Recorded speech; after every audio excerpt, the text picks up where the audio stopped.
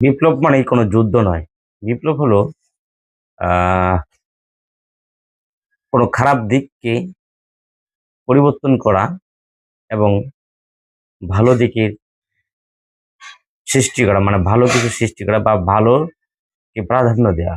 কারণ বিপ্লব সংগঠিত হয় অনেকগুলো লোকের সমন্বয়ে বা অনেক লোকের অংশগ্রহণের মাধ্যমে। বিপ্লব করে, আন্দোলন করে, কোনো একটা অবস্থার পরিবর্তন করে সেখানে নতুন একটা অবস্থার সৃষ্টি করা বা নতুন একটা অধ্যায়ের সূচনা করা বা ভালোকে প্রাধান্য দিয়ে বা ভালো দিকটাকে মডিফাই করে সে অবস্থার নামই হলো বিপ্লব। বিপ্লব যুগে যুগে তৈরি হয়েছে এবং যুগে যুগে বিপ্লবের মাধ্যমে ভালো কিছু পৃথিবীতে মানে সৃষ্টি হয়েছে।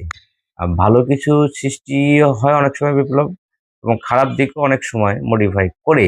তবে বেশিরভাগ ক্ষেত্রে বিপ্লবের মাধ্যমে ভালো কিছু অর্জিত হয়। এর নামেই বিপ্লব। বিপ্লব মানে অনেকগুলো লোকের অংশগ্রহণের মাধ্যমে কোনো কিছুর অবস্থার পরিবর্তন করা হয় বা কোনো খারাপকে বিদায় করে ভালো সূচনা করার নামই বিপ্লব। বিপ্লব মানে অনেক লোকের অংশগ্রহণে অর্জিত একটি অর্জন।